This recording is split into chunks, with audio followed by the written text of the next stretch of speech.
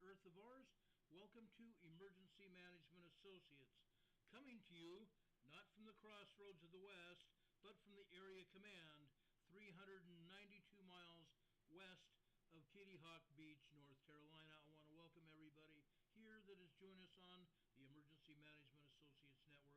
Thank you for being here. You have already noticed, if you are here, that we are not on our normal channel. This is a backup channel that I wanted to use only for emergency preparedness purposes. And I was blocked on doing that until today by YouTube. YouTube had blocked me from doing it. Okay, you guys have sound. That's my bad. I was blocked up until today from using this as just an emergency preparedness channel. I now have plenty of opportunity to use this as a backup channel like I'd wanted to. In the future, after I go back on the other channel, in the future I will use this only for emergency preparedness nights, such as Emergency Preparedness Fridays, or special broadcasts where we will use it to talk about emergency preparedness. I appreciate all of you here that are joining us here on the Emergency Management Associates channel tonight. Thank you for joining us. Now, folks, as we have become accustomed to on this channel, we're going to start off with the Pledge of Allegiance to the United States of America and the National Anthem. Please stand by and please rise for this special occasion.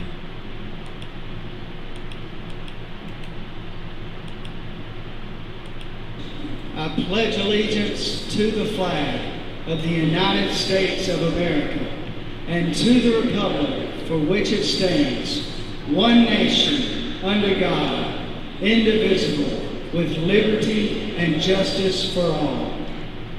Now would you make welcome, straight from Washington, D.C., the United States Army Corps Quartet. Yeah.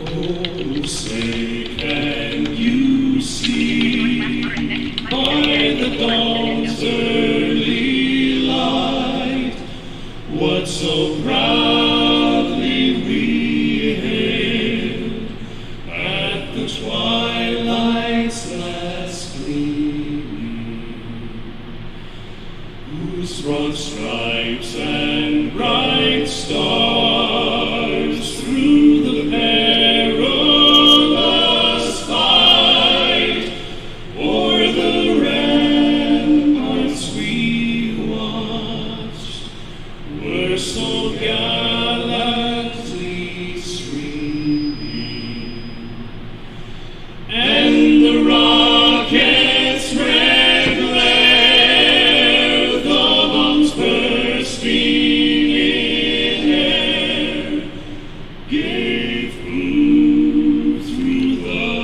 night that our flag was still there.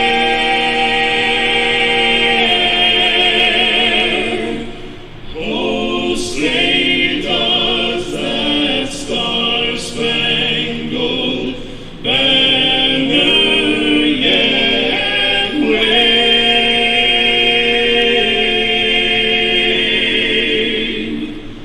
o'er the land of the free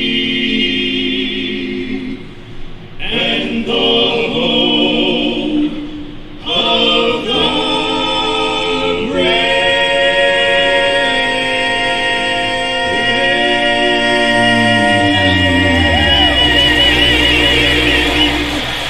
Oh yeah! Come on, folks, let them know it. Thank you, Army Quartet, for singing our nation's national anthem. I also want to thank the Barbershop Quartet Convention from 2015 for not just the national anthem, but also for our Pledge of Allegiance. Thank you, gentlemen. Thank our men and women in our service to our country. We want to thank all of our allies, wherever you might be. Bless you, God bless you, and may you all return home safely to us as soon as you possibly can. Thank you very much, everybody. Now, with that said, I have some good news. I hope is good news. I was scheduled for a medical procedure tomorrow morning at 8 o'clock, and it has been canceled. The reason it has been canceled is because the radiologist surgeon that looked at my last x-rays from the body scan have come to a conclusion that what they saw on my spine was not cancer. They don't believe it was cancer. I've been referred back to my other doctor. We were going to call him to make an appointment for sometime next week to try to see him and see where we go from here. But right now, that's the good news. When I talk to my doctor's office tomorrow morning, I'm going to ask for another PSA lab test so that I can ascertain whether the cancer has left or whether it has been significantly reduced by my efforts in taking holistic meds. So that's what I'm looking for. I appreciate all of your prayers. I appreciate all of you putting your efforts into praying, and also for your contributions to our program. That is greatly and wonderfully appreciated. I want to thank all of you for that. Folks, I still need your prayers. I still need your help in doing what I need to do to fully recover from what I've been through. As I mentioned a couple nights ago, before YouTube rudely cut off our program, our last body scan cost me $16,000, and I got that bill just a couple days ago. I am going to ask for a deferment of cost, meaning them to reevaluate the cost and make payments on whatever else is left. I am hoping that's what they will do. I've heard a lot of you that have had that opportunity to speak with the hospitals and doctors, and they significantly trim off the cost of the procedures. That's what I'm going to do. But folks, I still need your help. I need your prayers. I appreciate everything that you do. Now, with that said, just a few minutes ago, we received a warning on our earthquake applications. Now I'm going to go over here to the USGS map to show you what we're talking about. If you'll just bear with me for a minute while I take it off the Pacific Northwest and take it down to Ecuador. Now Ecuador is USGS is still not reporting this earthquake over here in Ecuador. This is a 5.8 magnitude earthquake. USGS has not put it on the map, and it came out as a 5.7. The agencies have upgraded it to a 5.8, but the USGS has not come into this and give us any information about it yet. But a 5.8 magnitude earthquake hit over here in northern Ecuador. Now this earthquake hit over by Sangay and Reventador volcanoes. This may be a magmatic earthquake. Whatever it is, folks, this is still a dangerous earthquake over here near Ecuador. Sleeping Volcano put this up here as a 5.8, 21 kilometers, about 18 or 19 miles northeast of Guayaquil, Provincia de Guayas, Ecuador. This just happened just moments ago. So folks, yes, that's important. Yes, that is very intriguing because it's up by the volcanoes in Ecuador. Now, both of those volcanoes, Sangay and Reventador volcanoes, are both erupting. Reventador erupted up to 22,000 feet above the cone today.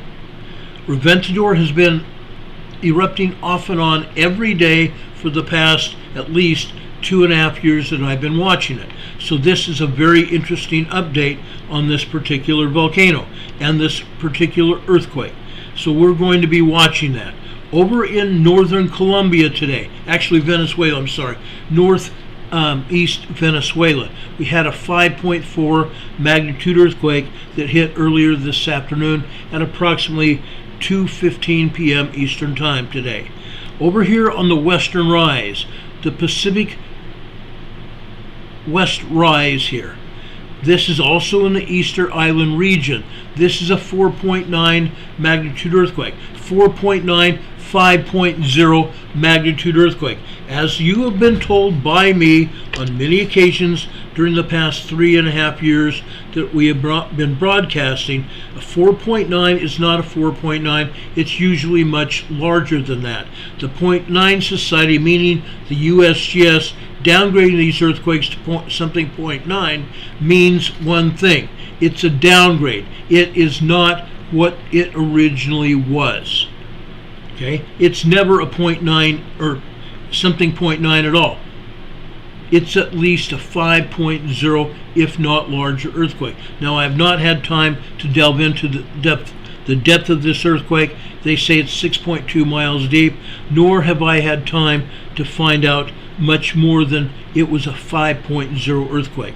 If I have time later tonight, I will bring that up and go dig into it.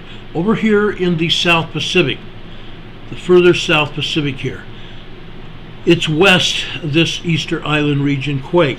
This is a 5.2 magnitude earthquake over here in the Kermadec Island regions north of New Zealand. Now this does not mean it is in New Zealand, it's north of New Zealand.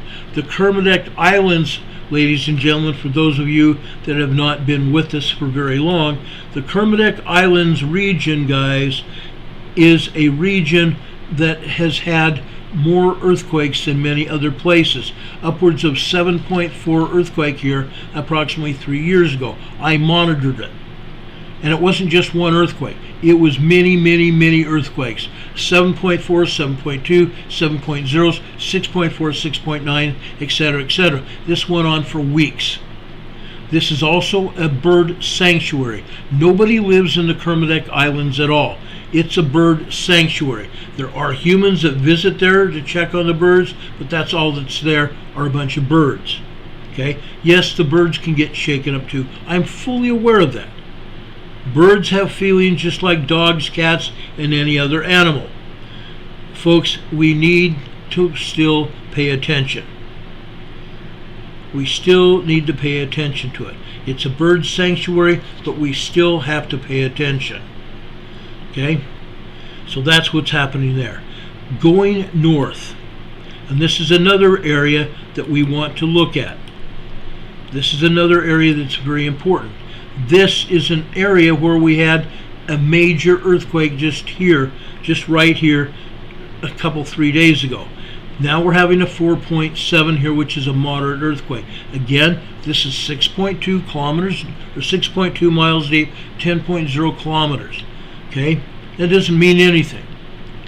We know for a fact that USGS and the other agencies do not put the exact depths on these earthquakes.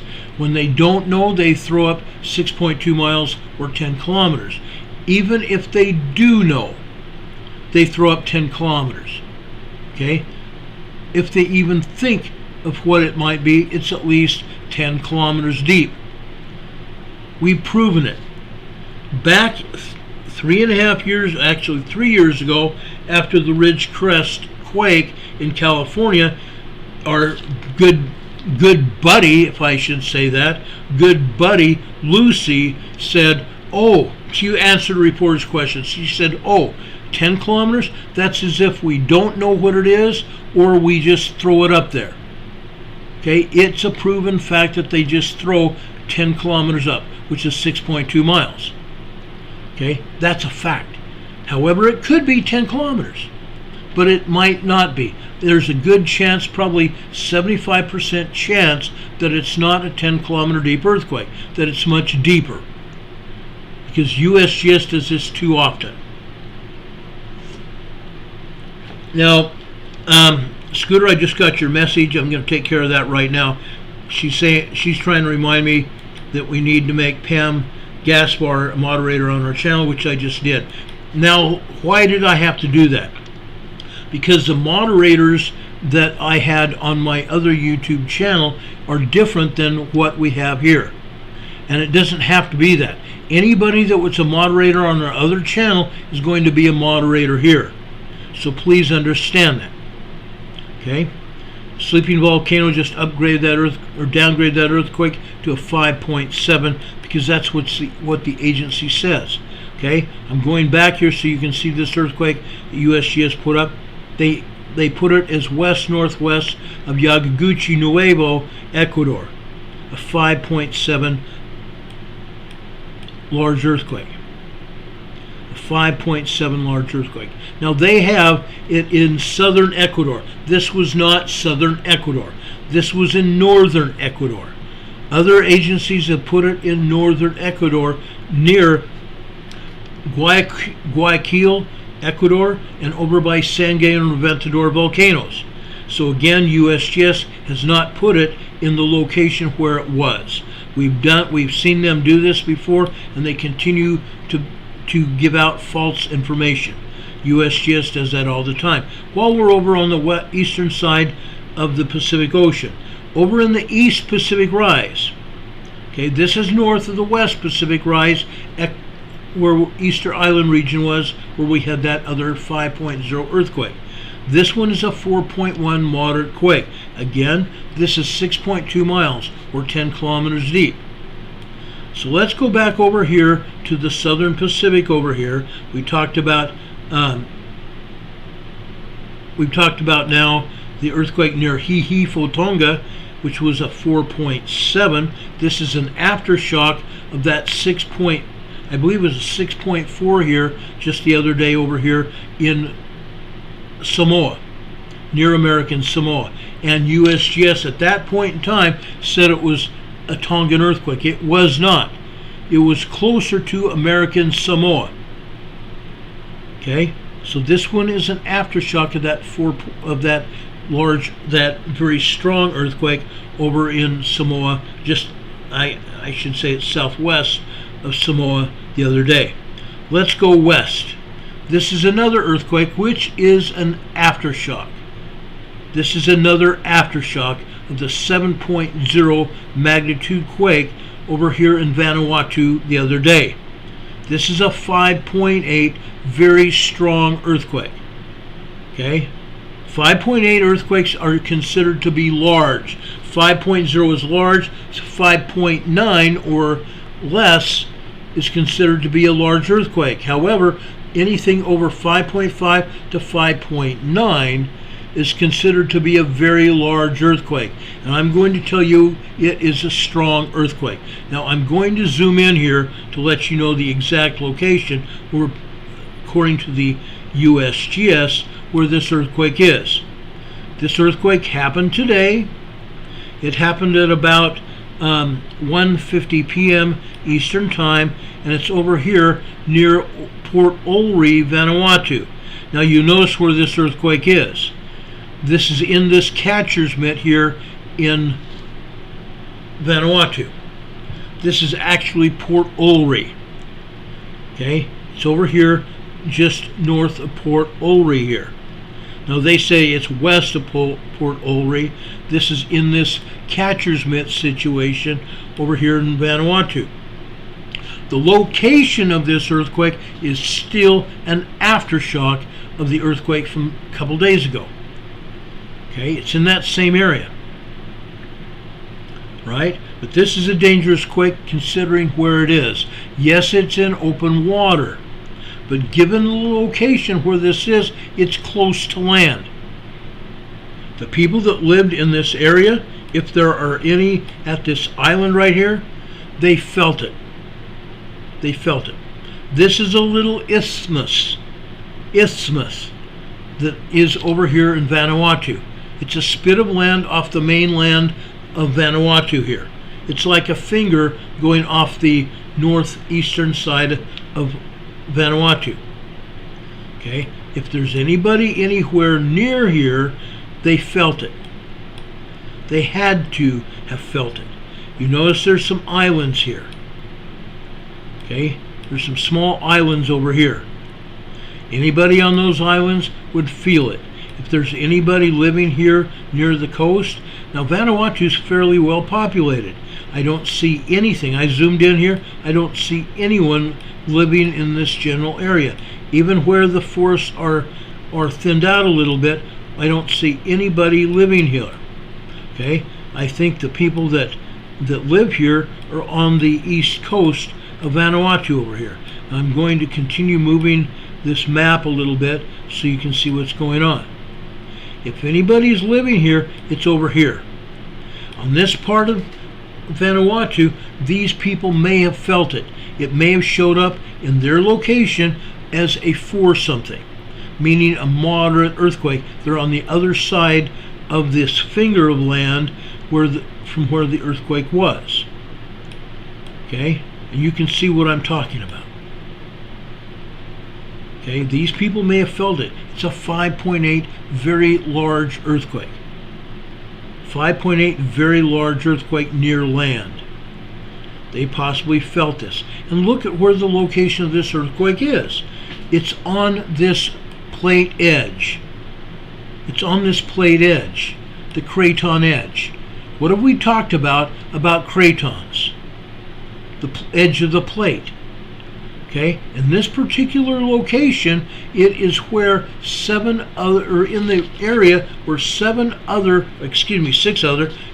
other plates are moving. One plate subducting under the other. It's one of the largest subduction zones in the world. And that's why they continue to have quakes. One plate subducting under the other. Let's go over here now. We're going further west here. Let's go over here to Indonesia. This is near Gorontalo, Indonesia. This was a 4.9, 5.0 large earthquake. A large earthquake over here in Indonesia. This is 152 kilometers east-southeast of Gorontalo, Indonesia. This happened in the water. But again, look where this earthquake is. It's on the edge of the plate. It's literally on the edge of the plate above where this spit of island is, the spit of land. Okay, we can go north to these other earthquakes here. Again, these are not the only earthquakes that have hit today. USGS never tells us the truth, never shows us the exact number of earthquakes, ever. But this is another 5.0 earthquake, probably larger. It's also showing one aftershock from it, a 4.6. This is in the Molucas Sea, south of the Philippines. It's in the northern end of Indonesia area. It's south of Sarangani, Philippines. Okay, that's where that is. And you don't see any other earthquakes here in Indonesia at all. They're not showing any other earthquakes over in the Philippines. There are earthquakes there. I'm promising you guys, as I sit here, they are not showing all the earthquakes. There's about 25 earthquakes here in the central Indonesia area, all over here, and they're not showing them. Let's go up to the Mariana Trench here. This is a 4.6 moderate earthquake here, a 4.6 moderate quake. This is 121 kilometers, or approximately 117 miles north of Saipan, Northern Mariana Islands. Northern Mariana Islands. Now, some of these islands here in the Mariana area are not occupied. Others are. Others are. But look where this is. It's on the trench here, the Mariana Trench, out here in the Pacific Ocean. This is an earthquake superhighway. This is an earthquake superhighway, ladies and gentlemen. An earthquake superhighway. This is a very interesting location. We continue to have earthquakes here all the time, but they do not always post them. Rarely do we ever see other earthquakes posted in this area. Right? Yes, they've had another earthquake in the Sumba region over here in south central Indonesia. A 4.3 hit. They don't have that up on the USGS map. Okay, let's go over here to Europe. I want to show you this. Okay, you don't see any other earthquakes here in Europe, but there are. There's at least 100, maybe 200 earthquakes already here that they're not telling us about. The only earthquake they have here is over here in southern Iran, near Bandar Ababa, Iran. It's another 4.2, but folks, there are several other moderate earthquakes here, as well as smaller earthquakes as well. Afghanistan got hit. Iran got hit. Iraq got hit. They're just not showing it. Turkey got hit. They're not showing that either. Over here, west of Turkey, we have the Dokanese Islands that belong to Greece. They're not showing any earthquakes here. I happen to know there's an earthquake over here by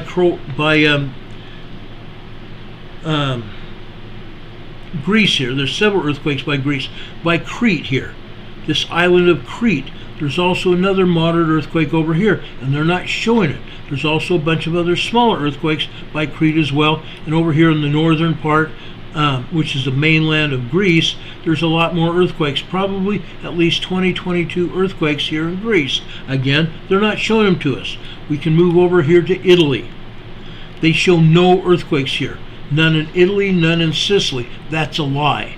It's a blatant out and out lie. If they don't show any earthquakes, it's called the lie of omission.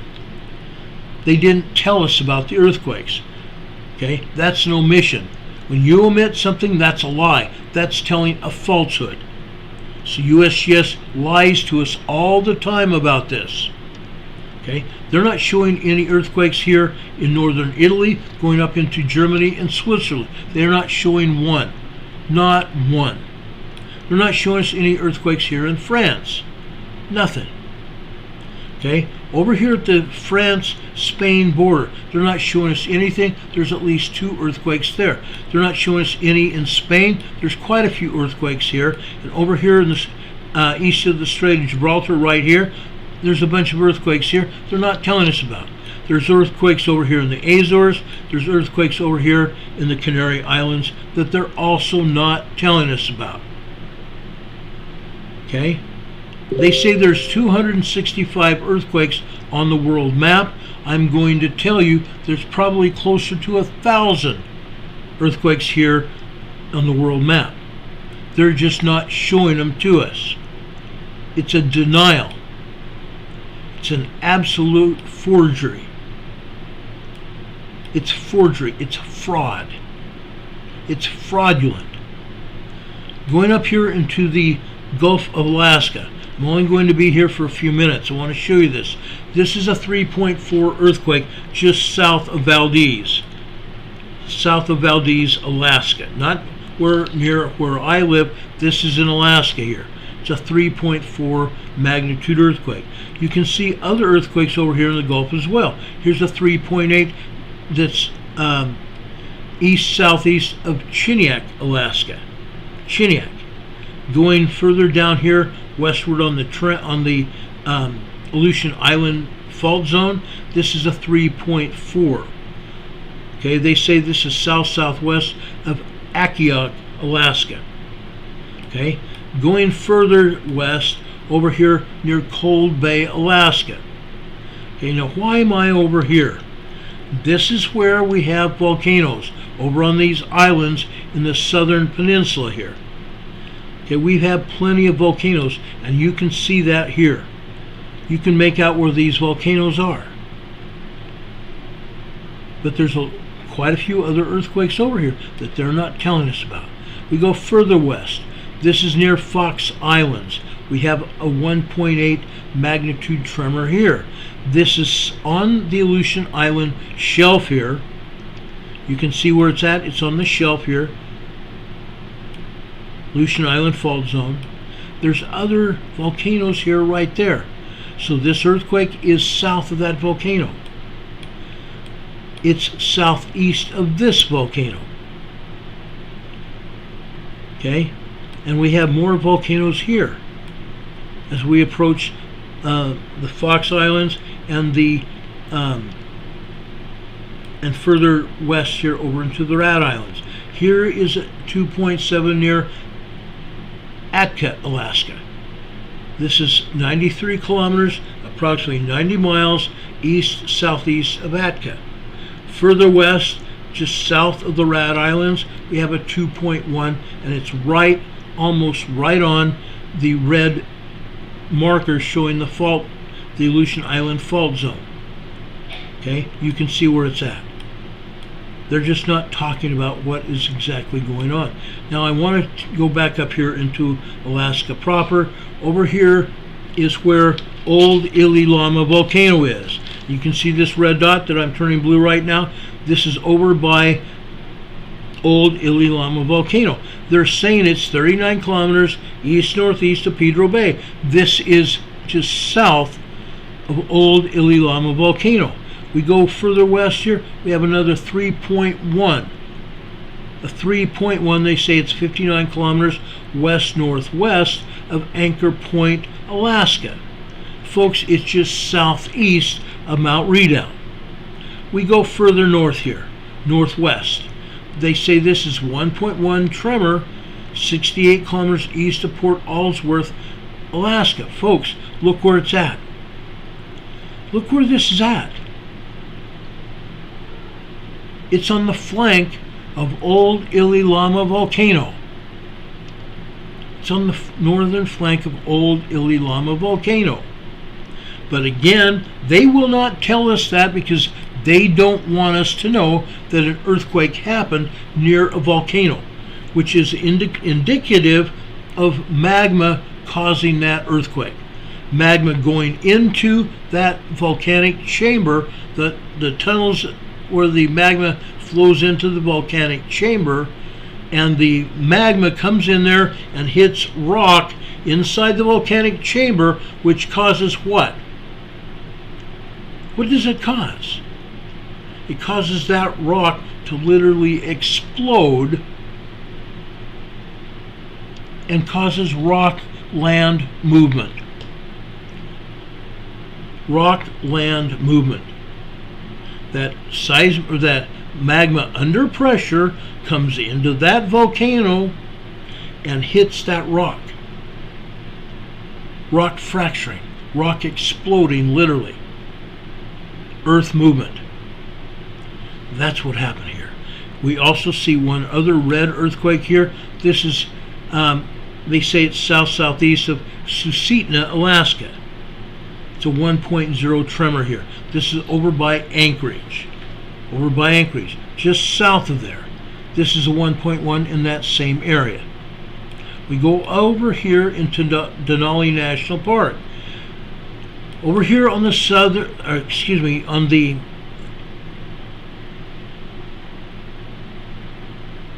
southwestern flank of this volcano. Actually, I shouldn't call it volcano. This is Mount, oh gosh, my brain just went boop, gone. This is the highest mountain in North America, Mount McKinley. This is on the edge of Denali here. They say it's south of Denali National Park. Folks, look at this. It's not south of Denali. If anything, it's northwest of Denali.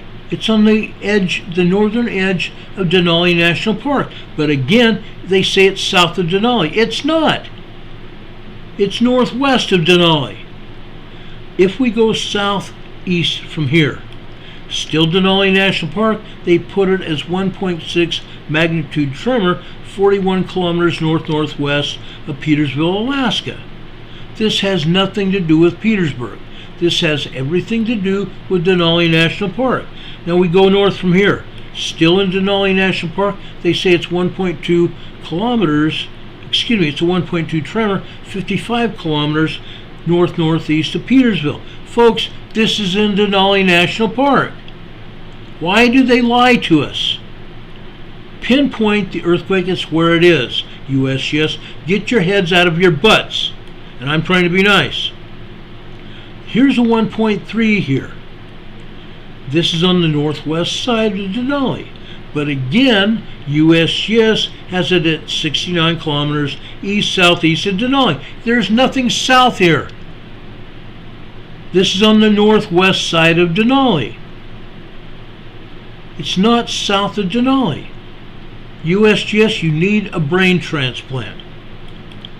Going north of there, this is 1.7 tremor, 40 or 58 kilometers, which is about 55 miles west-northwest of Cantwell, Alaska. They're saying it's west-northwest.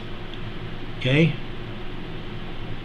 If we go southeast from there, they say this is 1.0 tremor, 27 kilometers south-southwest of Cantwell. It's not south-southwest. This is southeast, if anything, northeast of Denali National Park. Northeast of Denali National Park. They cannot tell us the truth, is what I'm saying. Now we see 2 earthquakes just happened just moments ago. Red dot indicates within the last hour. We have a 1.4 magnitude earthquake here. It's a tremor. Okay? They say this is northwest of Two Rivers, Alaska. Here's another one over here, probably about 50 miles from there. They say this is a 0.8 magnitude microquake west of Manly Hot Springs, Alaska. Okay, north of there. I want to point this out because I want to show you where the earthquakes are. This is 1.5 tremor, 55 kilometers north of Stevens, Alaska. Stevens Village, Alaska. If we go almost directly west, we go 1.9 tremor here, 40 kilometers west-southwest of Alatna, A-L-A-T-N-A, Alaska. Now we have no earthquakes north of here. These earthquakes are all south of the Arctic Circle. They're south, very south of Katavik, Alaska. Very south. Katavik, Alaska is where the drilling is, along the North Shore, the oil drilling area along the North Shore of Alaska. Okay? But again, they can't give us the locations right. They can't even get their heads out of their butts. They lie, they lie, they lie.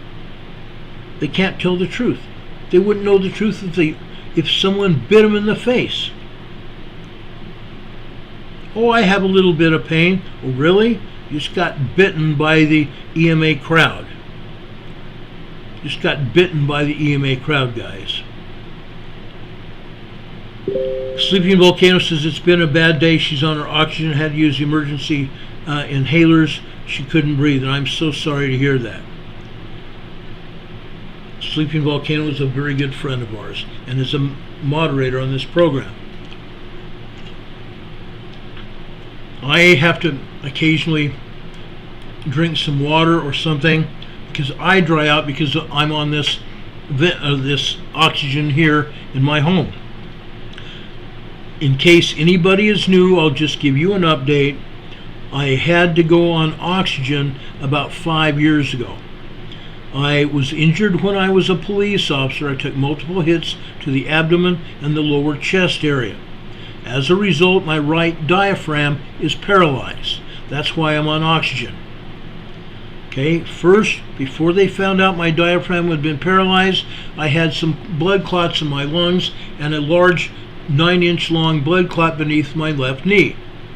They went and did surgery, went in through my carotid artery, down into my lungs, sprayed some stuff around my lungs to dissolve the clots, and they put what they call an IBC filter over here in my right vena cava so they could try to catch clots from the lower part of my body. Then a few months later they took that filter out and told me I didn't need to be on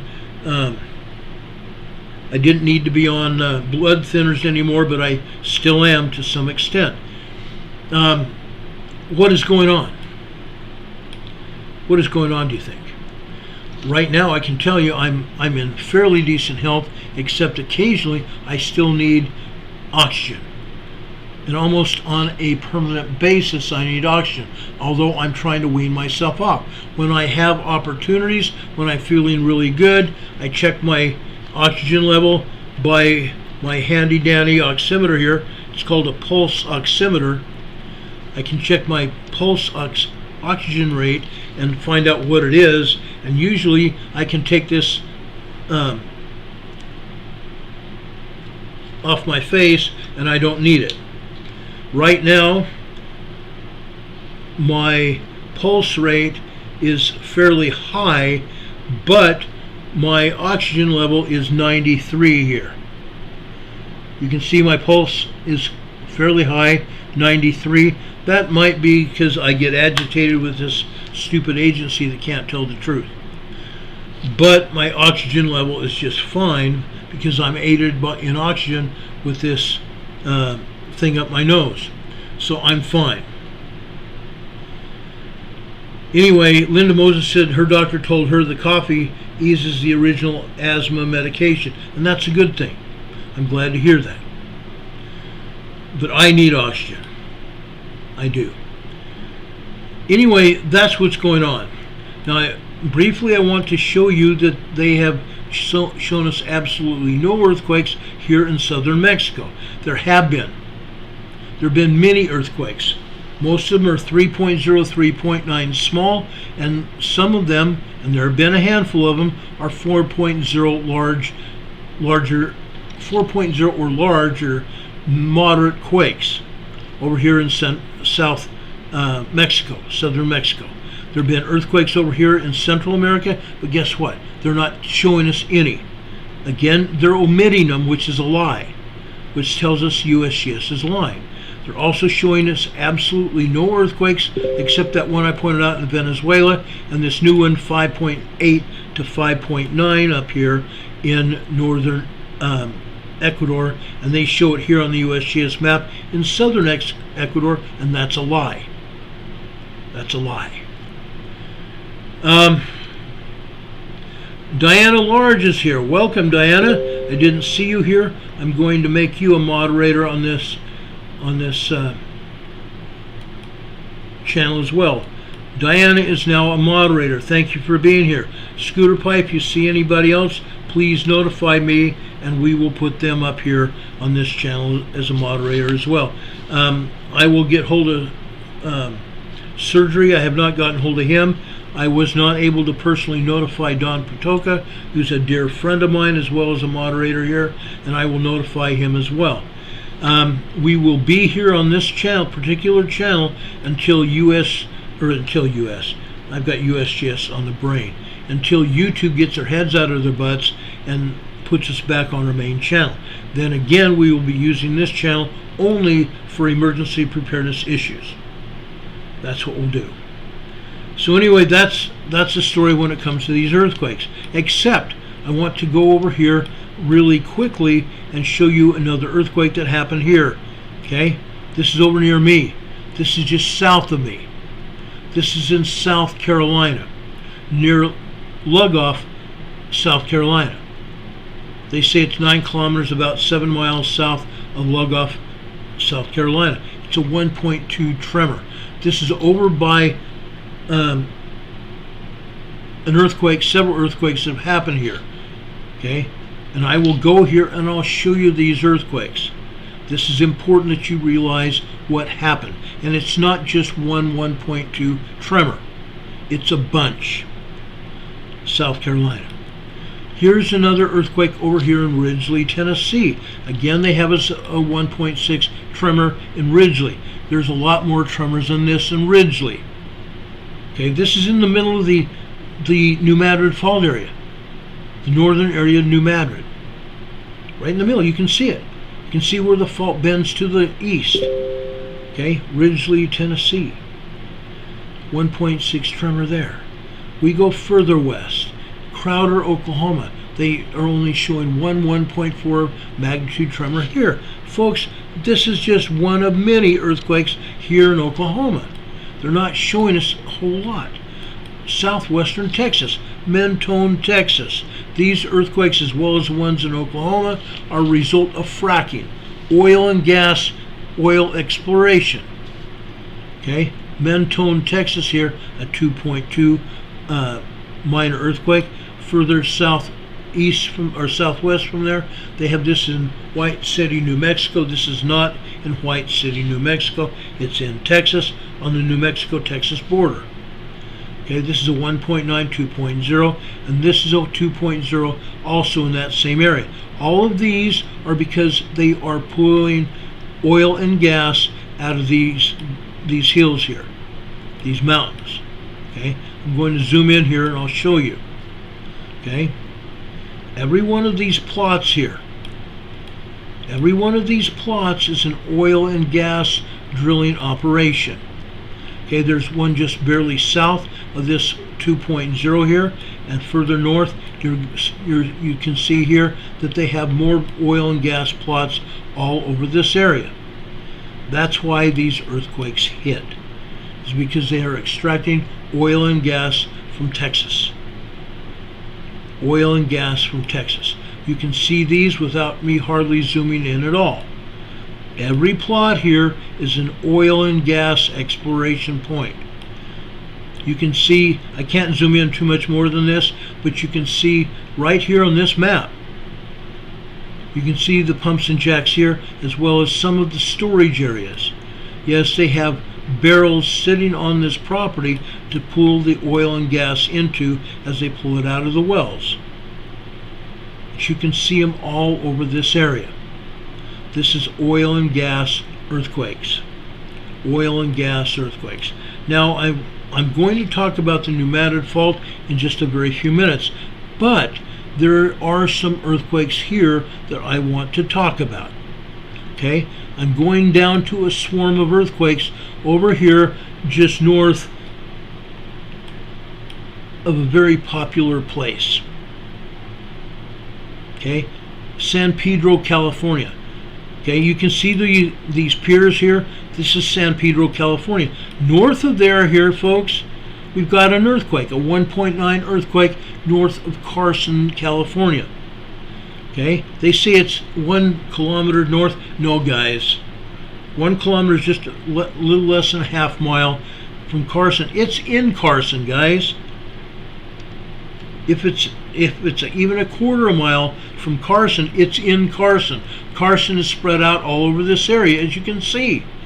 Now this, folks, is just another earthquake here in the Inglewood Fault Zone, the Newport Inglewood Fault Zone. We have a 1.9 earthquake here. Again, this is in and on the Inglewood Fault Zone. Okay, we've had swarms here before. Just northwest in Gardena, California, it shows a 2.4 earthquake here. Gardena, California. Northeast of there, also 1.6 in Gardena. Okay, these are heavily populated areas in northwest of Los Angeles. This whole area is considered to be LA. I believe this is LA County anyway. Okay, we've had plenty of earthquakes here. This is along the Newport Inglewood Fault. Now I'm going to zoom out here and go over to San Clemente Island. Okay, this is San Clemente Island. Yesterday, just south of San Clemente Island, we had a 3.4 magnitude earthquake hit here. And it shows this to be out in the middle of the ocean here, just off the coast of California. This, folks, this earthquake that hit yesterday, okay, this was also on the Newport Inglewood Fault, but it's also part of the Rose Canyon Fault. It's part of the Rose Canyon Fault. The San Diego, I'm going to call it the San Diego Trough Land Zone. Okay, the Newport Inglewood Fault / Rose Canyon Fault here. That's why this earthquake yesterday hit. And yes, it was a small earthquake, just south of San Clemente Island. Okay, That happened there. Now I'm going to just briefly go over here. I want to show you some earthquakes that happened over here along the Garlock Fault here. Okay, you can notice over here first, before we go there, this is Little Creek, California, a 2.9. This is a 2.9 earthquake. This is just west of the Garlock and just west of the San Andreas Fault here. You can see where the Garlock and the San Andreas Fault meet. Okay? The San Andreas Fault and the Garlock Fault actually meet in a town called Fraser, California. This is Little Creek, California with a 2.9, 3.0. Up along the Garlock Fault. This is Bear Lake. This is a 1.0 magnitude earthquake here near Bear Lake. This here was what they want to refer to as a quarry blast. Folks, this is in the mountains here near Big Bear. This is in the mountains. They're calling it a quarry blast. They say it's 1.8 miles deep, or kilometers deep. Okay, 3/4 of a mile deep. They're calling it a quarry blast. Now, it may very well be a quarry blast, but it's several miles from where the quarry is. This is several miles north of where that supposed quarry blast is. It's probably an earthquake. There's an open pit mine where they're probably getting boron, California. They're probably mining borax here to make soap with. Except this is not, I'm sorry, I mislocated it. This is not on the Garlock. This is south there. This is still Southern California. Up here off the Garlock, where the San Andreas Fault and the Garlock Fault meet, is Fraser, California. I misidentified it in that other slide I showed you. This is the Garlock Fault as it runs northeast off the San Andreas. As we go north here, you notice this? There's an earthquake near California City, a 1.6 tremor here. Over here, Bonefish, California, this is a volcanic range. There's a bunch of craters and cones all over this area. Going up here into the Mojave Desert, a 0.8 near Cyril's Valley, and several other small tremors and microquakes here. Then we go over in the Coza Volcano area. Coza Volcano, okay, 1.3 here. 1.3. We further go north. Here we have, also in Cozo Junction here, we have a small swarm of tremors here. This one is the 0.0 surface quake. Cozo Volcano, Devil's Kitchen. Here we have a 1.6 tremor here. Here we have a 0.9 microquake, and over here is 0.6, also in Cozo Junction area. What is Cozo? It's a volcanic area. These oval spots here are where magma came up and pushed up the ground. Anytime you see these kind of raised land, this is where magma did not break the ground, it raised it up. There's lava rock under that raised earth there. A lot of lava rock. Anywhere you see either a circle or an oval shape like this that's raised up, where the magma did not break the surface, lava did not break the surface, this is a volcanic area. Okay, this is Coza Volcano, my gosh. Why do they think they call it Devil's Kitchen? This also happens. It also happens to be one of those wonderful places that our former senator from Nevada decided he was going to help authorize and get Congress to provide money to him to put geothermal here, where man is drilled into the Coza Volcano to obtain steam from the volcano, the upper magma chambers of the volcano, to power turbines here to be able to get electricity from the turbines. They generate electricity here. Steam powers the turbines. The turbines give us electricity. This is Devil's Kitchen. It's a geothermal area. And yes, it's hotter than blazes there now. Probably 124 degrees over here in the desert. I've been there. I've been there. Going further north, also in the Mojave here, this is also Kozo Junction. Okay, this is 1.4 here. This is a 0.8. This is also here a 0.9. Kozo Junction. Okay, Kozo Junction. There are cones and craters throughout this entire area. Now, if I'm lucky enough, I'm going to show you where these earthquakes are, and I'm going to show you a turbine bank. I'm hoping we'll be able to see a bank of turbines here, where man is drilled into the surface of the volcano, up in the upper magma chambers of the volcano, to get steam out of the volcano to turn these turbines to generate electricity. You see these roads and everything all over this area?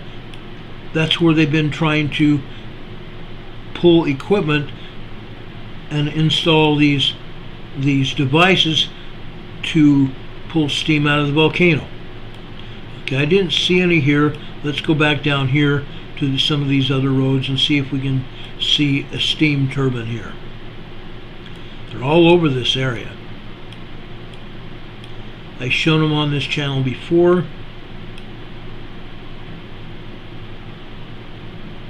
You can see all these raised areas here. You can see what I'm talking about by magma deep within the surface pushing up the earth here. You can see lava rock here that actually came out. This is all volcanoes, guys. This is all volcanoes.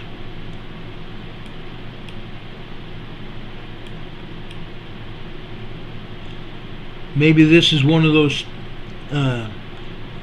facilities right here in this area within these hills here. I believe this is also pumps and jacks, or not pumps and jacks, but tubes that feed the turbines to generate electricity. Anywhere where there's earthquakes here and tremors, it's caused by man drilling into the surface of the earth to get electricity. Okay? All through here there's steam turbines, and here's one right down here. No, it's not. That's not one either. My bad. I believe this is a turbine bank down here. Okay? And also right here. I can't get close enough, but you can kind of see this rectangle here, this tiny rectangle here in the middle of your slide. That's 4 turbines. Throughout Kozo Junction, usually it looks like a box or a rectangle. There are 4 turbines in that boxed area. Okay, that's what they do here. And occasionally there will be a strip of turbines here. This appears to be what that might be right there in the middle of your screen, a strip of turbines here. Alright? But that's what went down in the Mojave Desert today. And there's still earthquakes there. Let's go down here around the Salton Butte volcano. Southern California again. Here we have another earthquake just happened. Red, it's red, I'm going to turn it blue here. Here in Morongo Valley, California. This is the Anza Gap. The Anza Gap. There are swarms of earthquakes all over this area. Beaumont, California, there's a swarm there. That particular swarm has a 0.8 microquake there. Here's a 0.8 Mentone, California. Southwest of there, Loma Linda, California. This is where the medical center is. Loma Linda, California. This is actually a lot. No, it is. It's south of Loma Linda. This is 5 kilometers south of Loma Linda, 1.4. Over here near the medical center, just south of the medical center, we have a 2.3 magnitude earthquake. And you can see where the medical center is right here. This is Loma Linda Medical Center right there. The earthquake is just southwest of there. Loma Linda Medical Center in California. This is eastern Los Angeles, southeastern LA. Okay, going over here into the Anza Gap here, Beaumont, California again, small swarm of quakes. Over here into North San Diego County. Okay, this is actually this is not North San Diego County. This is north of North San Diego County. This is in the San Bernardino Mountains. This is Idlewild, California. Idlewild, California. South of there is in northern San Diego County, Anza, California, Anza Borrego Desert, Anza Borrego State Park is 0.3. Going up on the San Jacinto Fault, a 1.6, also in the Anza Gap area, and a 1.1 here as well. We go further south. This happens to be Borrego Springs, the Anza Borrego Desert State Park, northeast San Diego County. Northeast San Diego County. And you can see the small cache of earthquakes, or a small swarm, whatever you want to call it. This is a 1.2. Here is a 1.6, a 1.8. Here's a 1.1. We showed you that 1.2. Here's a 0.6. Here's a 0.7. And here's a 0.7 there. Anza Borrego Desert. Okay? Anza Borrego Desert. However, there's more earthquakes. More earthquakes. We go down towards the Salton Sea. West of the Salton Sea. This is on the Anza, or not Anza, the San Jacinto Fault here, a 0.9, 1.5, and there's some other small microquakes, 0.9. Then we move east. This is Salton City. This is Salton City. This is literally right on top of the San Jacinto Fault here. You can see the fault running here. Okay? Look at this cache of quakes. This is Salton City. Salton City used to be a thriving city on the west central part of the Salton Sea. Okay? Right on top of this San Jacinto Fault. A 2.5 magnitude quake. Here's a 1.8 tremor. Just south of there, 1.5 that just happened. Okay, we're getting these. This is on top of a fault zone here. That's why it happened. The San Jacinto Fault here. Okay, those other earthquakes up here at Ocotillo Wells here, they're also on part of that fault zone. Part of that same fault zone, the San Jacinto Fault. This is over on the just east of the San Jacinto Fault on what they call the Durango Mountain Fault Zone. Durango Mountain Fault Zone. Okay, now they're not showing any other earthquakes around the Salton Sea or down here in the Imperial Valley here. That's a lie. There's over 150 earthquakes down here today. They're lying about this. The only thing they're showing down here is a 1.3 in Holtville, California. This is also on the San Andreas. This is Holtville, California right here, where this earthquake happened, 1.3. But it's right on top of the San Andreas Fault, or what they call the Imperial Fault here. When the San Andreas enters Imperial County, California, they call it the Imperial Fault. It's one and the same. 1.3 in Holtville, and quite a few, probably 6 or 7 other earthquakes here in Holtville today. Down here to the southwest, this is on the border between California and Mexico. They call it Progreso, Baja California. They're showing a 1.9 here. There's a swarm of quakes here.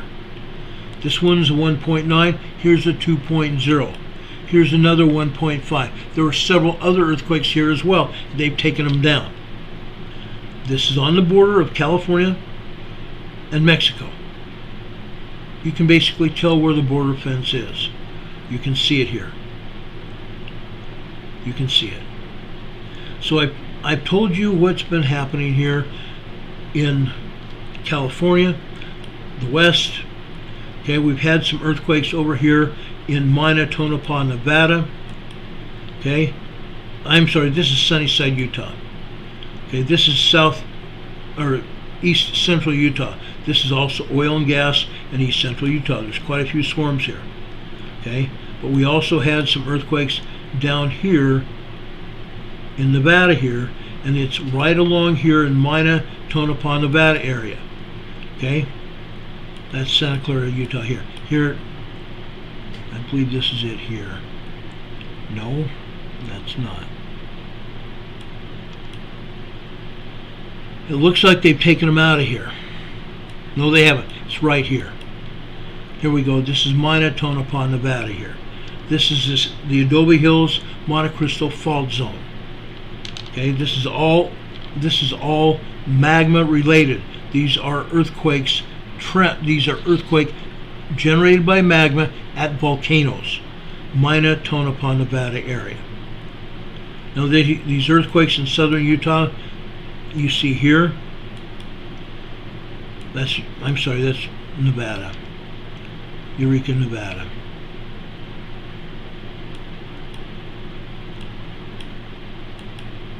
Over here in Santa Clara, Utah, this is over in, well, near St. George, Utah. These are volcanic related. There's a volcano here, right there.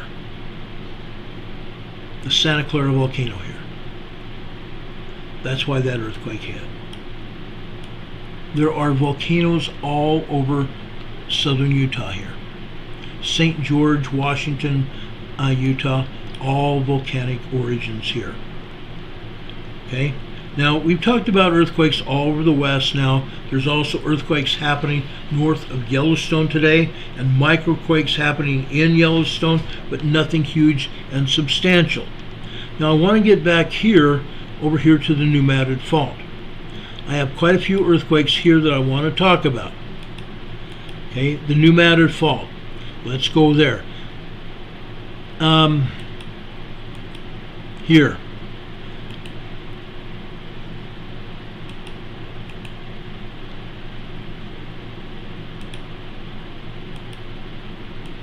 This is in New Madrid,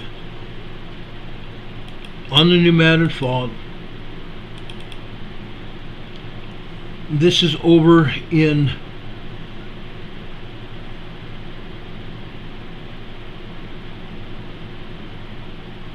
okay, this is not what I want to show you.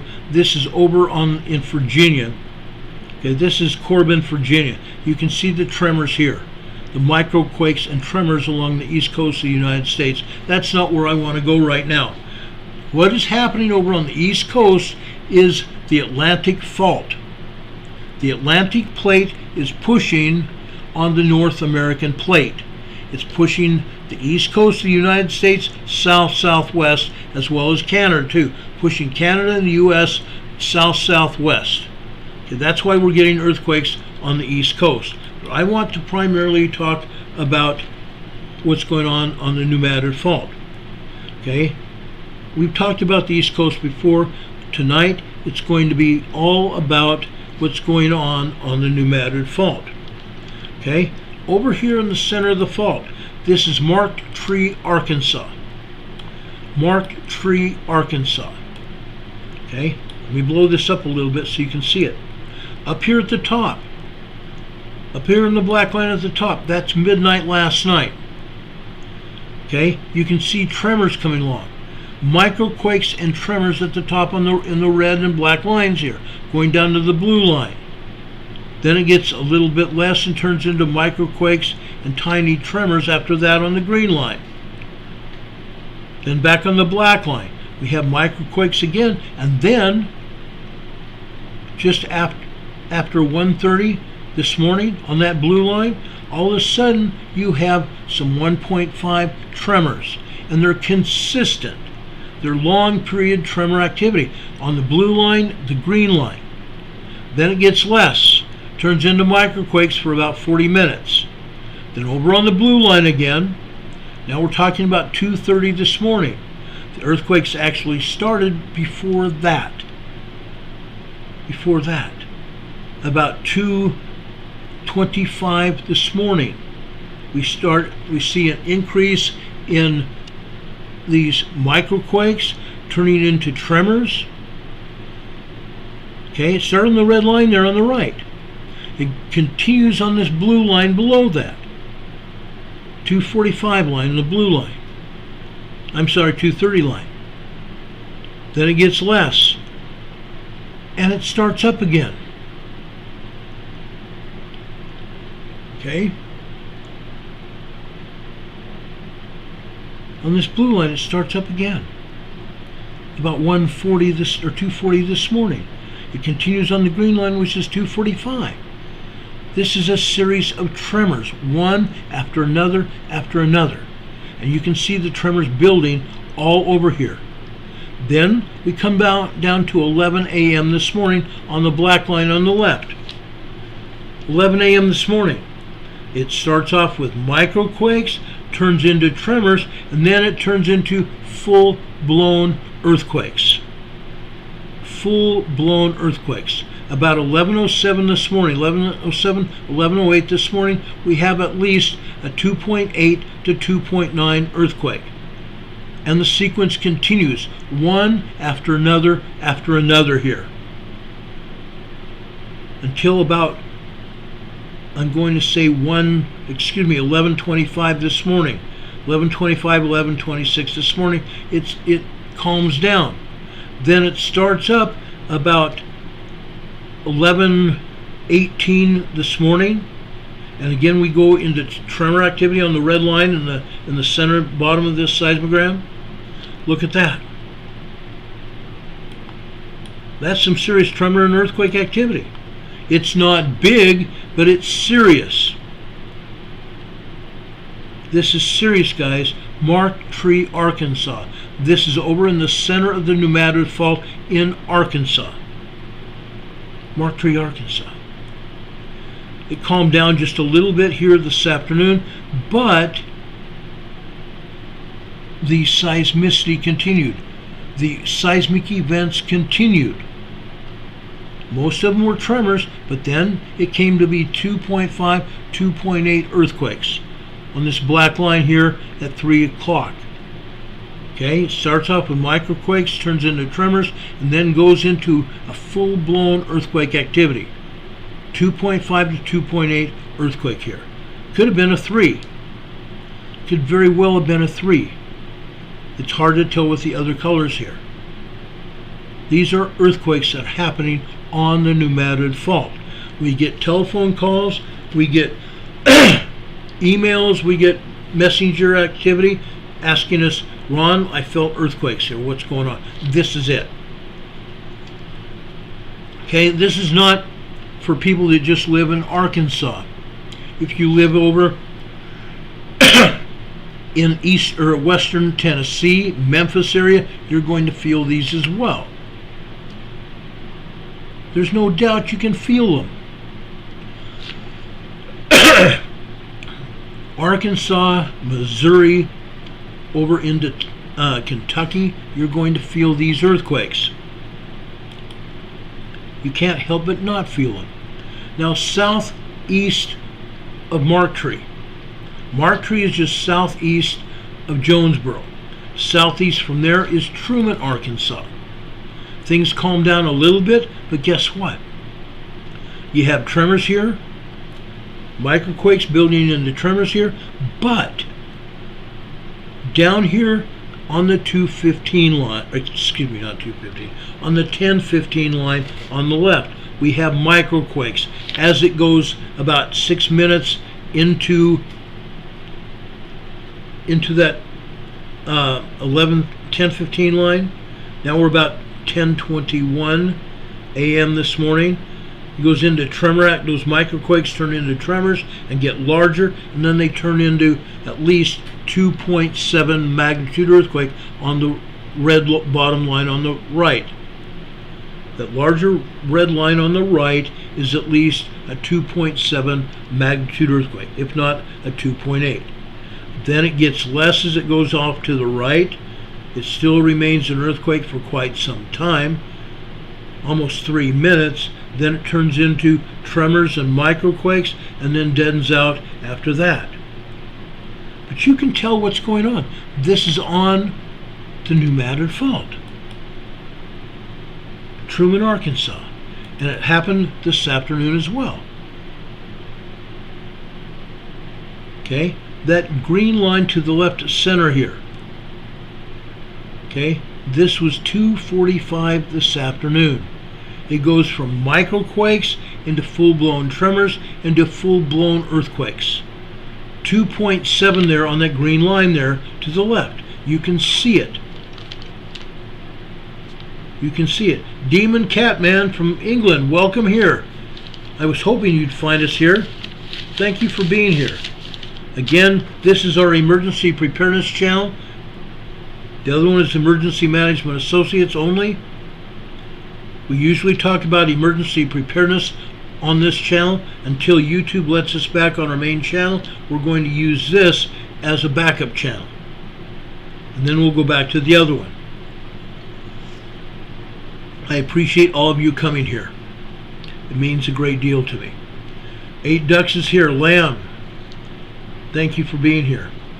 Lamb is now in South Carolina for, I guess, the time being. That's great. It's good to see you. Lamb is a light.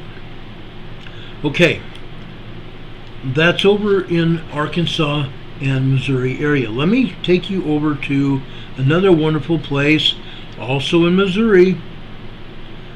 Also in Missouri. Here is Cape Girardeau this morning. The top of this seismogram here, let me pull it down here so you can see it. The top of this seismogram is midnight last night. Okay, it goes down to 6 a.m. this morning. That's when all these microquakes and this artifact, and most of this is just artifact from the bottom to the top here. Most of it's artifact, except there are some seismic activity. 6 o'clock this morning on the black line. Those are tiny tiny microquakes and tiny tremors. Probably 1.2, 1.3 tremors. Then later this morning, on the blue line at 10:30 this morning, I'm going to look here 1, 2, 3, 4, 5 at 10:35, 10:36 this morning, we get microquakes turning into tremors and turning into full-blown earthquakes. We can't see the bottom of that blue line at the bottom center of your slide here.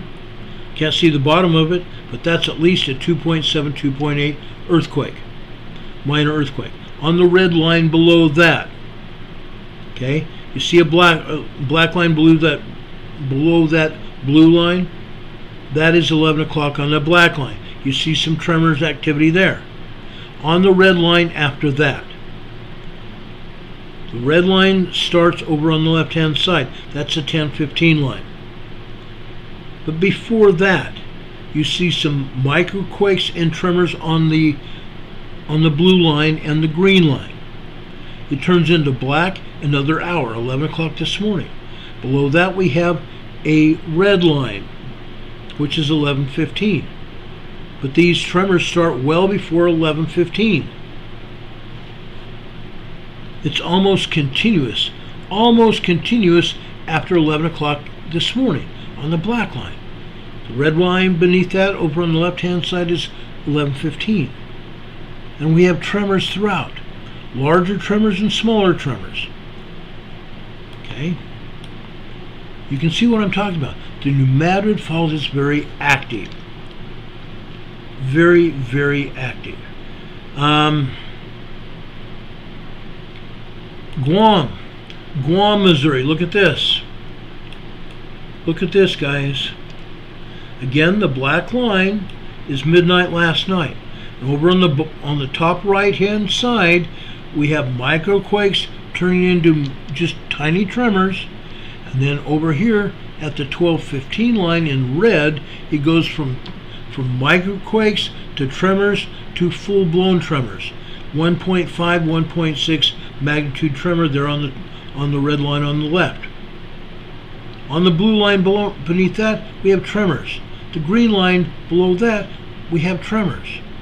You can see the tremors here. Now where it turns into earthquakes is after 4:15, 4:18 this morning. on the red line there. The red line right center.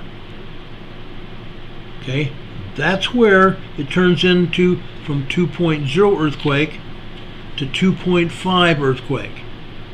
Okay, in the center of that red line there, we have a 2.5 magnitude earthquake. And you can see the other tremors here as well. Now down here, and this one is after 8 o'clock this morning, and over on the red line, that's a 10:15 line on the left. As we go to the right, okay, this is about 10:25 this morning. Actually, it's more than that. It's 10:25, 10:26 a.m. this morning on that red line on the right, bottom right. Okay, we have minor tremors turning into full-blown tremors here. Could have been easily a 2.0 earthquake as well. And on the blue line beneath that on the right, okay, that's at least a 1.7, 1.8 tremor. And you can see these others here. They're also tremor activity. They're spread out. Almost continuous tremor activity. Also, one other thing I haven't shown you here. I didn't have this far enough up. Okay, this is at 11 o'clock this morning on this black line on the left. We go 3 minutes over. 3:03 a.m. this morning. 11:03 a.m. this morning. We have at least a 2.2, 2.3 magnitude minor earthquake on the black line there. On the blue line beneath that towards the right, we have at least a 2.2, 2.3 magnitude earthquake on the bottom right blue line. Okay, so there's plenty of activity over there in Missouri. This is Guam, Missouri. Guam, Missouri. And it continued into the afternoon. There's quite a few long period tremor activity over there in Guam, Missouri. I want to show you Portageville, Missouri. Now this is important. This is Portageville, Missouri, also in the center of the New Madrid Fault. Look at this. Now you see these earthquakes on this screen. The top of the earthquake has been topped off, and the bottom of the earthquake signal has also been topped off. So we cannot tell exactly how strong this earthquake is. Any of these earthquakes. The top has been topped off, and the bottom of it has been removed as well. These are at least 3.0 to 3.4 magnitude earthquakes. Small earthquakes. Long period earthquakes.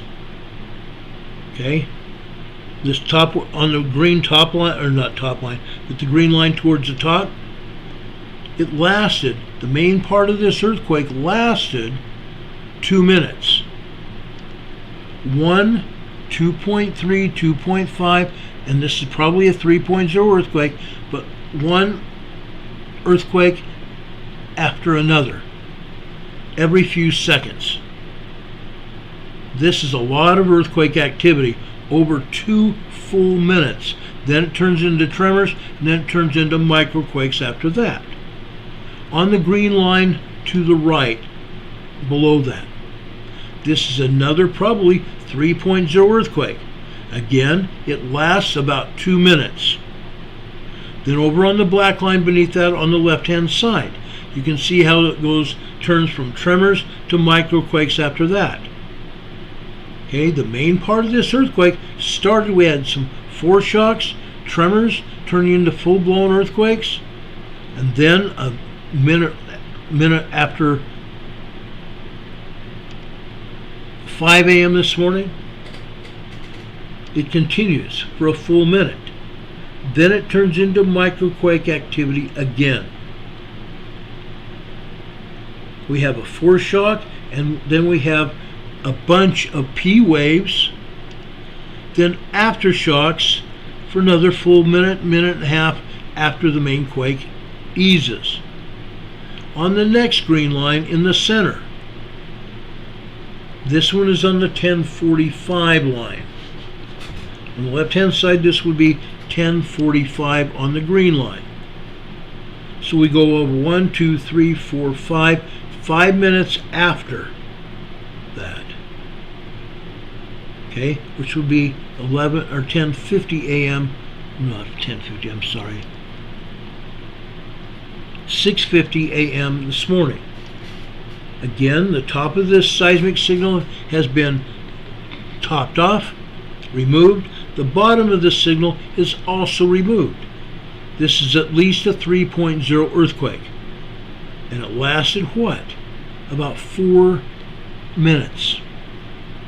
4 full minutes from the foreshock all the way through the aftershock, which is the P wave and the secondary wave before it becomes a body wave. Okay? 4 full minutes. Maybe 4.5 full minutes of earthquake. Okay? Then we have basically what I choose to believe are tremors, except, okay, there is an exception here. This is on the blue line after 9 o'clock. Okay?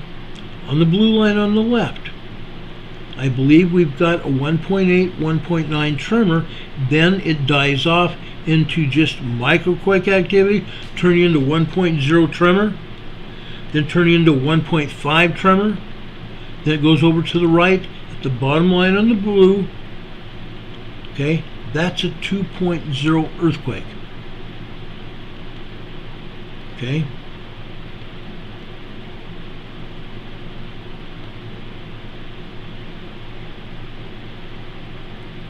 This is about 9:39 a.m. this morning. Okay. Then over on the bottom right-hand side on the green line, again, the bottom of it we cannot see. The top of it's been chopped off. This is probably another 3.0. Portageville, Missouri, the center of the New Madrid Fault. Center of the New Madrid Fault. This shows you what is going on. Okay, Portageville, Missouri. And this is what happened in Portageville, Missouri this afternoon. On the top left-hand side, that is 12 noon. That's 12 noon. Now let me go back to the Portageville, Missouri here this morning. See that earthquake at the bottom right? Okay, that's just before 12 noon. This is 11:58 this morning that earthquake started. It went from tremors, small tiny tremors, up to full-blown earthquake capacity on that green line there. That's at least a 3. That's at least a 3. Okay, let's go over to Portageville this afternoon. I want to show you this right here. That earthquake started off at 11:58. It continued strong for a full minute and a half. Then it goes down to a minor tremor, a minor earthquake, a 2.0 earthquake, and dies down into tremors and then into a body wave here. So the earthquake lasted about 4 full minutes. From the foreshock to the main P wave shocks to the aftershock secondary wave, and then into body waves. Then we drop down to this green line towards the bottom here. This on the left-hand side, it starts off with 3:45 this afternoon. Over here in the middle, now we're about 3:51 p.m. this afternoon. Again, this main part, the main shake of the quake, lasted almost 2 full minutes. Almost 2 full minutes. Went from microquake, then for almost a full minute, we go to minor tremors, a 1.0 to a 1.9 tremor, 2.0 earthquake, all the way up to a full, and this, the top and the bottom have been cut off, and I'm surmising this is a 3.0 earthquake. It sure looks it to me. Okay? This is Portageville, Missouri, the center of the New Madrid Fault. Excuse me. The center of the New Madrid Fault. This is crazy, guys. This is literally crazy. Portageville, Missouri. Now, for those of you that live in South Carolina,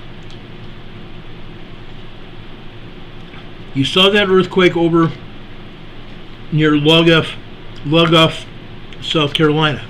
Let me show you where this area is. Okay? Look at the tremor activity here. This is Sumter. I'm sorry. This is Sumter, South Carolina. This is just east of Elgin and Lugoff. Or Lugoff. I think it's pronounced Lugoff. Okay? Look at all the tremor activity here. It starts off with just very minor tremors, microquakes, minor microquakes all morning long until it gets to about 7 a.m. this morning. Actually, before that, about 5:50 a.m. this morning, we have some microquakes that are starting up here.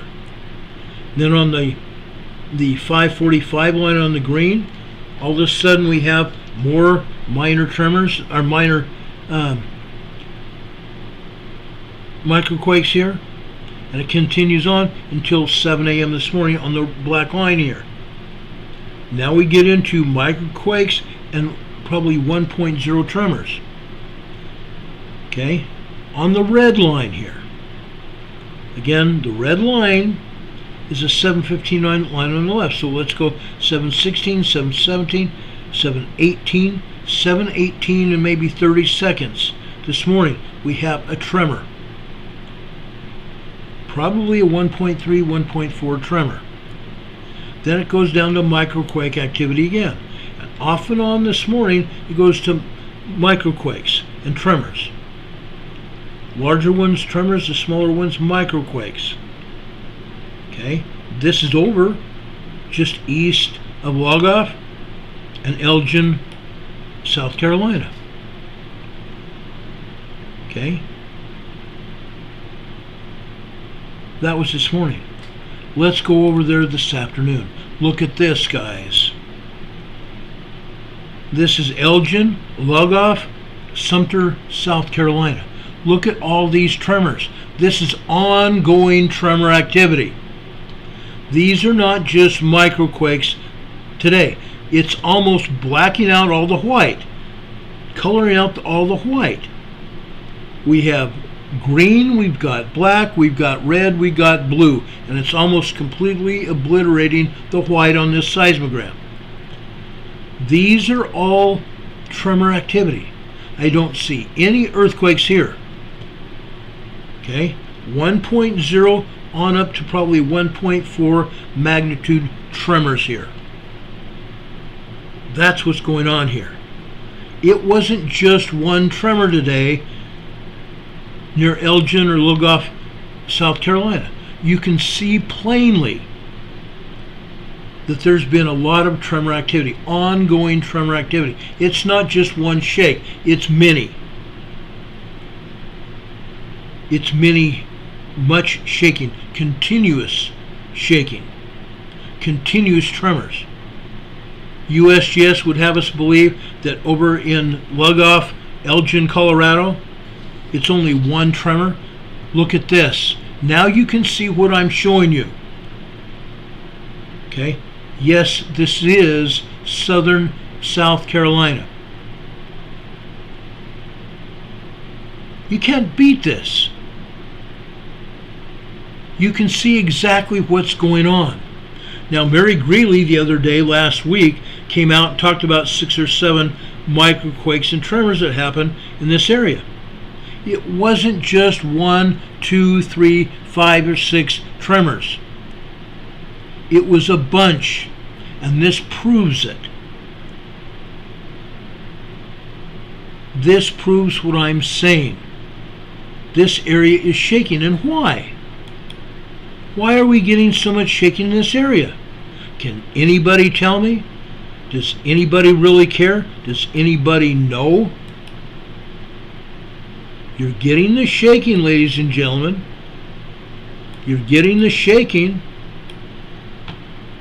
because the Atlantic plate is pushing on the North American plate. Let me bring it down here so you can see it. I'm going to plainly show it to you. Okay? Here in the brown area on this slide. The brown area of this slide is the North American craton. As you can see, it's well labeled. It's very well labeled here. The deformed craton, which is the beach area going over to the craton itself, is called a deformed craton in the violet, in the purple area. That's a deformed. Elgin, Lugoff, Sumter, South Carolina, it's on the edge of the craton. On the eastern craton, the southeastern craton there. Okay, that's why it's shaking. That violet area, that's a deformed craton where the Atlantic plate is pushing on the North American plate, pushing it south-southwest. Yesterday we had an earthquake up in Quebec, Canada, at 2.8. Okay, you can see where Quebec is on this map. It's the edge of the plate. Okay, last year,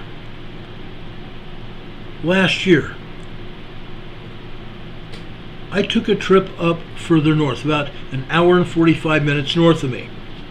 Okay, I took a trip up there to the town here in North Carolina that had a 5.1 magnitude earthquake a year previous.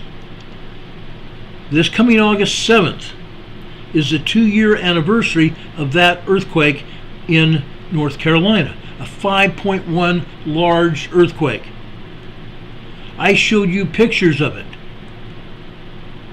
When I toured the area last year, this time last year, I showed you pictures of what that 5.1 earthquake had, that 5.1 earthquake did.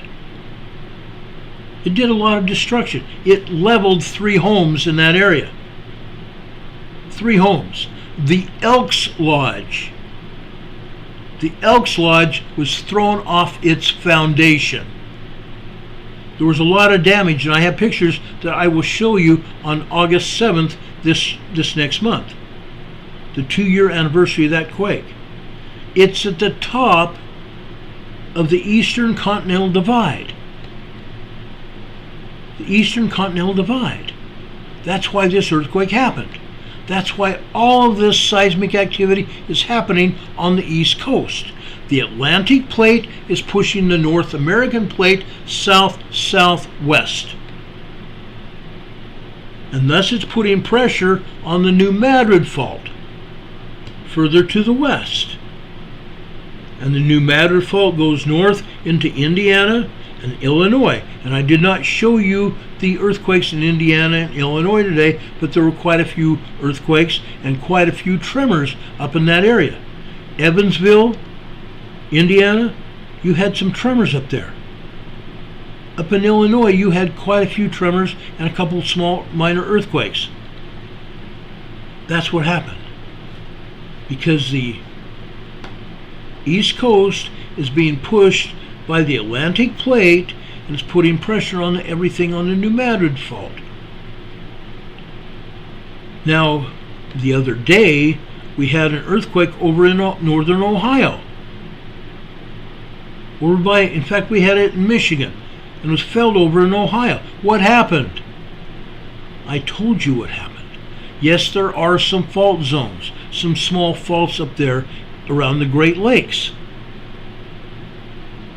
Okay? Yes, there's some faults, but it's not just that.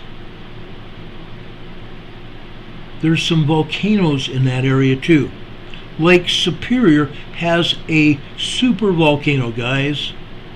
If you go over to Google Earth and look at Lake Superior, you can see the outline of the summit of that earthquake. You can see the outline in the water.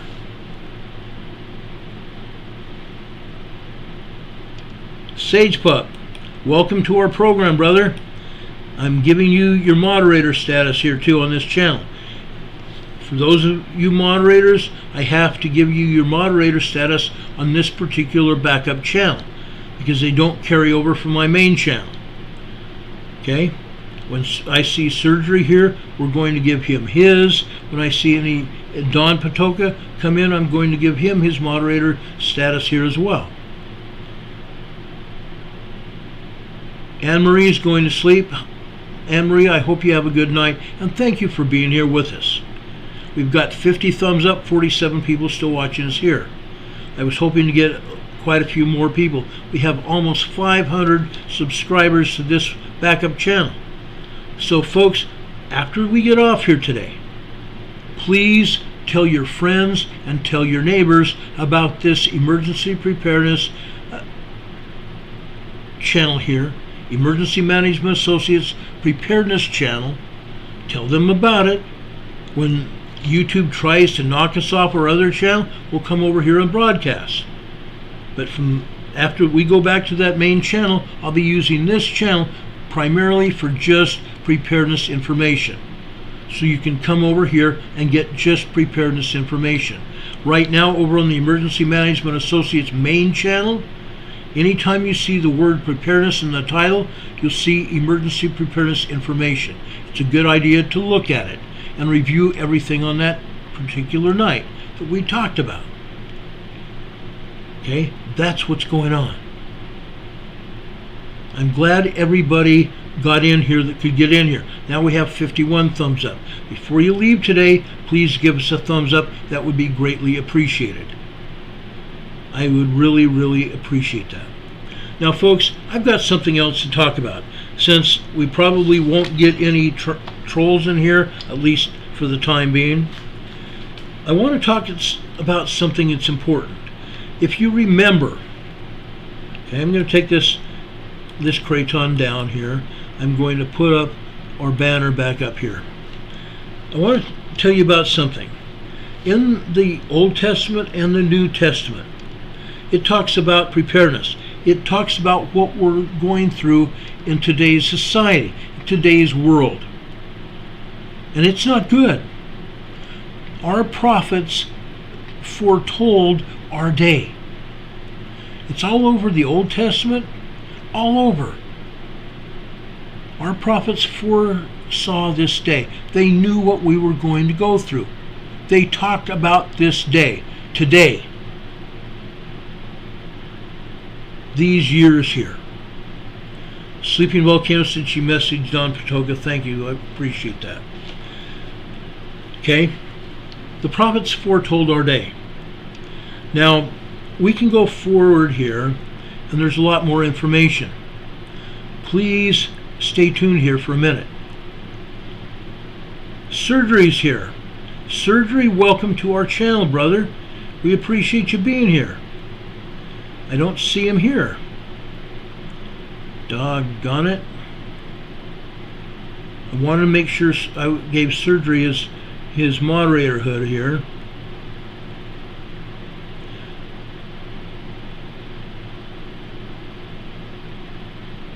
No, I don't see Surgery here. Doggone it. Surgery, where you go, buddy?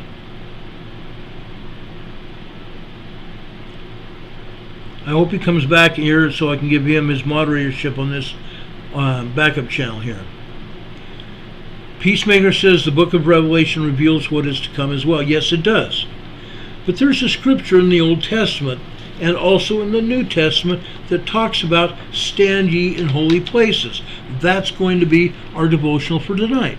Standing in holy places. Okay? I believe this is an important thing that we should talk about. Why should we talk about standing in holy places? We need to have our lives together. We need to be prepared for anything that's going to happen. Surgery 68. Doggone it, where are you? I still don't see him here, darn it.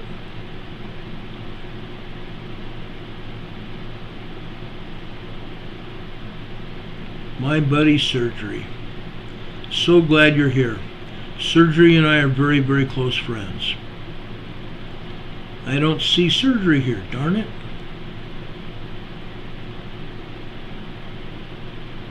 Okay, anyway, the scriptures teach us about standing in holy places. Why? If we are good with our God, if we're good for our God, we're not going to be moved. We're going to stand for that which is right. Okay? And it's important. We must be like George Washington, for example.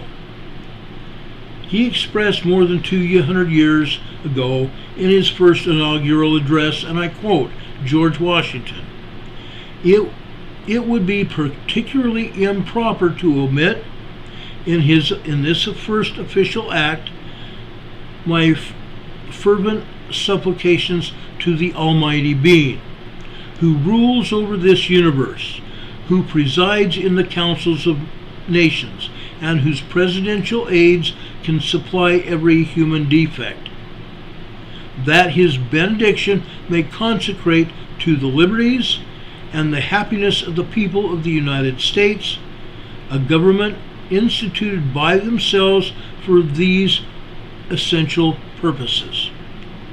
Standing in holy places. Standing in holy places.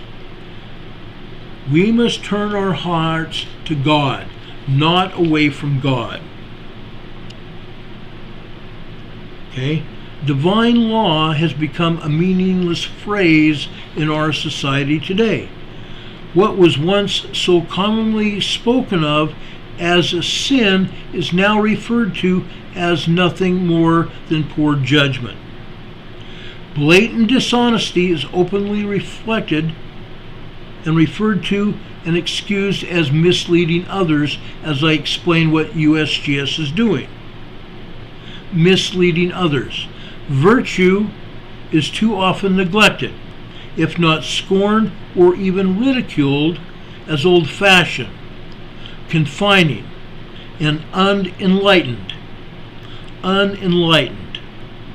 What was once considered transgression has now been labeled merely misbehavior, which we have come to not only tolerate, but in too many cases rationalize, accept, and even embrace. In earlier days, children and families were regarded as gifts from God, and a great majority of parents both acknowledged and accepted their responsibility to nurture their children. Nurture their children and bring them to an understanding of light and truth. Work was a virtue to be enthroned as the enhancement of human dignity. Marriage was once greatly regarded as a sacred sacrament, but for the purpose and populace as a whole, it is becoming an increasingly secular ceremony. Now the epidemic of divorce rages on, as an alarming number of adults choose to set aside the binding contract of two people they have made rather than subject themselves to the effort, and tracts they've made rather than subjecting them to the efforts, the struggle of right-wing wrongs and repairing relationships. While parents quarrel, children suffer. The very foundation of their lives, a secure and happy home, is pulled out from underneath them. We are losing something that speaks of accountability, not only to one another, but to God, who is our Father, who will stand in judgment upon us. We need to be acutely aware of and concerned about our children. Speaking of them as a whole, I worry about the millions who come into this world with handicaps seemingly impossible to overcome. Children whose lives are blighted by neglect and abuse. Children who have limitless capacity but almost no opportunity. In the long term, this may well be the most serious problem facing our nation and our countries. Long term. Because its consequences multiply and reach forward through generations. Stand ye in holy places. This came from a book by Gordon B. Hinckley called Standing for Something. 10 Neglected Virtues that will heal our hearts and homes. Okay? I highly recommend this book. I'm going to be referring to it for the next month or so. I urge you to read it if possible. Okay? Now this comes highly recommended. Okay? William J. Bennett, who was the Secretary of Education under Ronald Reagan, wrote, "We live in an age in which traditional beliefs have been attenuated, ridiculed, and mocked. We desperately need leaders who will defend them. And just as important, we need leaders who can explain why they are worth defending. Which is why Gordon Hinckley's book is so valuable, timely, it's intelligent, it's practical, and it's readable. Standing for Something is an important contribution to the national discussion." Stephen Covey, author of The 7 Habits of Highly Effective People, wrote, "I absolutely love this book. Every chapter breeds profound wisdom, insight, and optimism, articulated by one of the inspired leaders of our day. These 10 timeless virtues, if lived, will literally heal our hearts, our homes, our countries, and our world." Senator Joseph Lieberman. Okay? Senator Joseph L. Lieberman, who's now passed away, I believe he was from Connecticut. He says, "Gordon Hinckley has written a wise and inspiring book. He looks at all that ails our society today and offers the most powerful cure, faith in God, and the virtues that emanate from it. His voice in this book is prophetic and full of love.